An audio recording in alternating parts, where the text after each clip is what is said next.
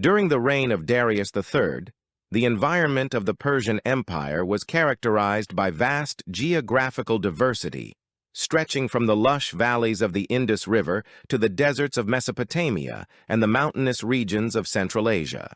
The empire's infrastructure, including the royal road and extensive canal systems, allowed for the movement of goods, people, and armies across this immense terrain.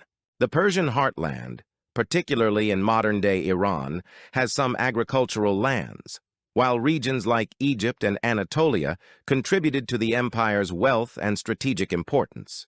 However, the empire's vast size also made it difficult to defend, as Darius III struggled to maintain control over such a large, diverse territory. The political landscape of the Persian Empire was marked by internal instability and external threats, particularly from Alexander the Great. The empire was divided into numerous provinces, each governed by a satrap.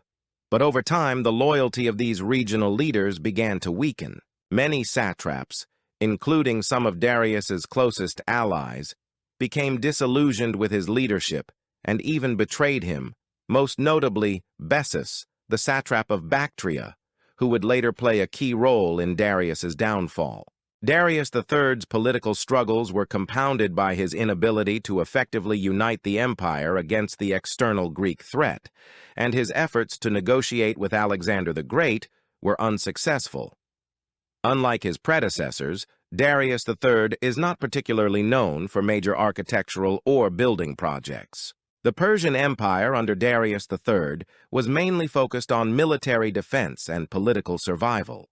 However, Darius III inherited many of the grand architectural achievements from earlier rulers, like his predecessor Darius I, who built the famous capital of Persepolis. While Darius III did not embark on monumental construction projects himself, he did maintain the existing infrastructure.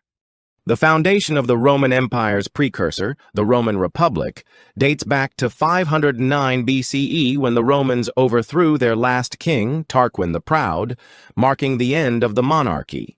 The new republic was established with a complex system of checks and balances, featuring elected consuls, a senate, and popular assemblies to prevent any single individual from gaining too much power. The Republic's political system was influenced by earlier Greek and Etruscan practices, but it evolved uniquely to manage Rome's growing territory and diverse populations.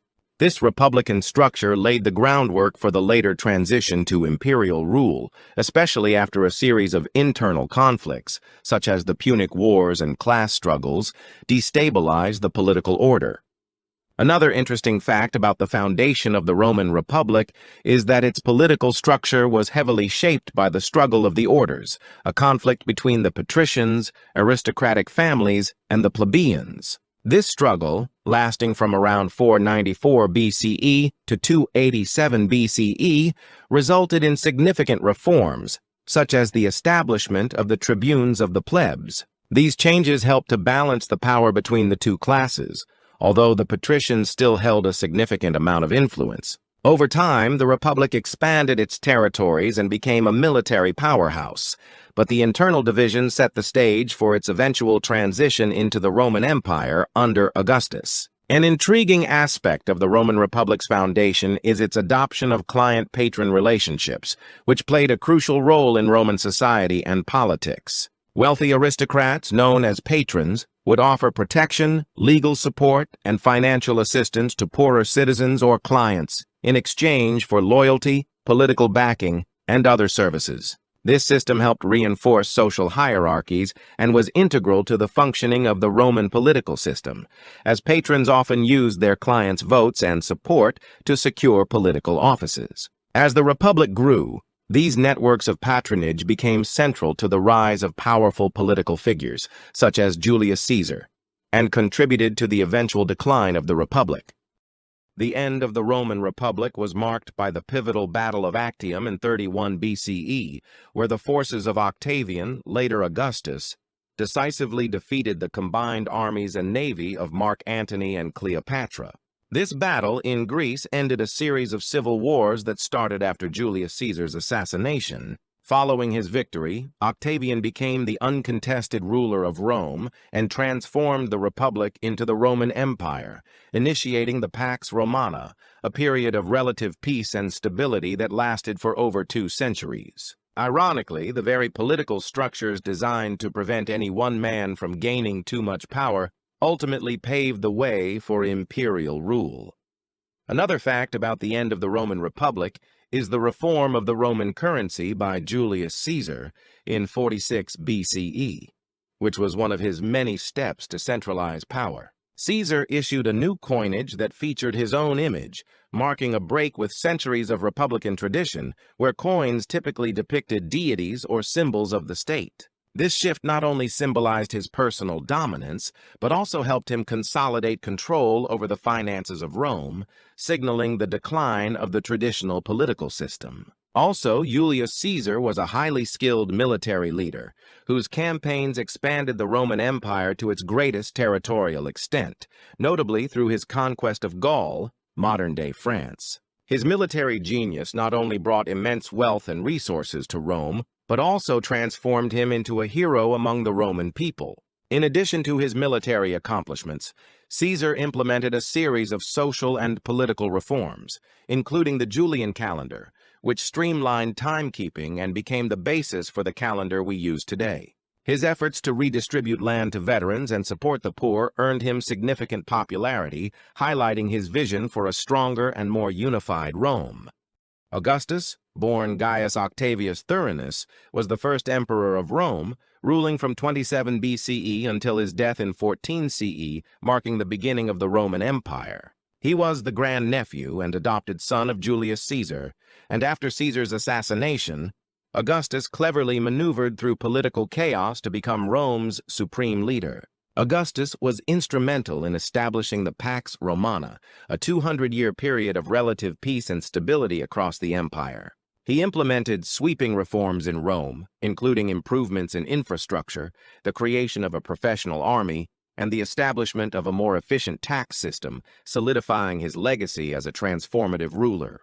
Augustus also made Rome's urban landscape, commissioning the construction of temples, roads, and iconic structures such as the Forum of Augustus. Known for his political strategies, he was a master at propaganda, using literature and art to shape his public image and promote his reign.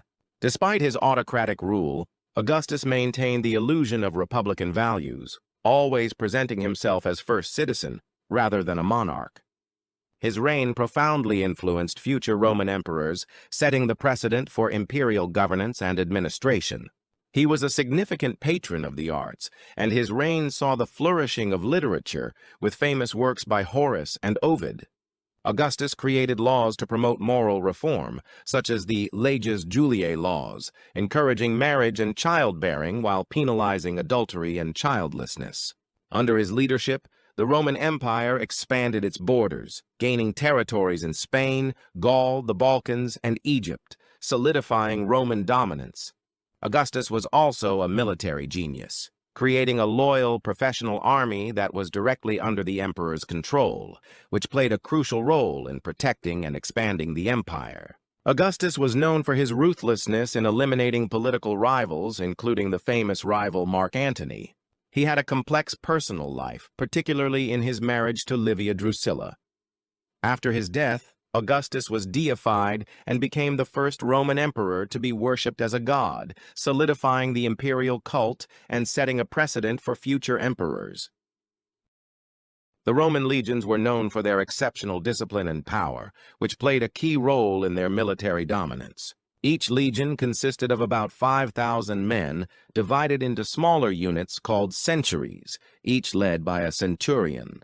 The Roman soldiers were also highly trained in various combat techniques, including the famous testudo formation, where soldiers would align their shields to form a nearly indestructible wall. Legions were also responsible for building forts, roads, and bridges, demonstrating their role not only as warriors, but also as engineers, contributing to the empire's infrastructure. The Roman legions were equipped with a wide variety of weapons, with the gladius, a short sword, being the most iconic. They also used the pilum, a type of throwing spear designed to go through enemy shields and armor. Legions would often march up to 20 miles a day, carrying heavy packs that included food, water, and tools, showing their endurance and readiness for battle. Additionally, the legionaries' armor, made of metal strips or chain mail, provided excellent protection while allowing flexibility for close combat. Roman legions were often accompanied by specialized troops known as auxiliaries, who were recruited from non-citizen populations within the empire. These auxiliaries provided crucial support in battle, offering skills like archery, cavalry, and light infantry, which complemented the legion's strengths. Roman legions also employed advanced siege tactics, using machines like the onager, a type of catapult, to breach enemy fortifications. The legions were instrumental in spreading Roman culture and law, as they were often the first to establish Roman presence in newly conquered territories. Roman legions had a unique system of rewards and punishments that helped maintain discipline and morale. Soldiers who performed exceptionally well in battle could receive donatives or special bonuses, as well as the prestigious civic crown for saving the life of a fellow soldier. Mark Antony, a key general in the late Roman Republic, was known not only for his military prowess, but also his charismatic leadership and political alliances. He played a crucial role in the formation of the Second Triumvirate with Octavian and Lepidus, which aimed to avenge Julius Caesar's assassination.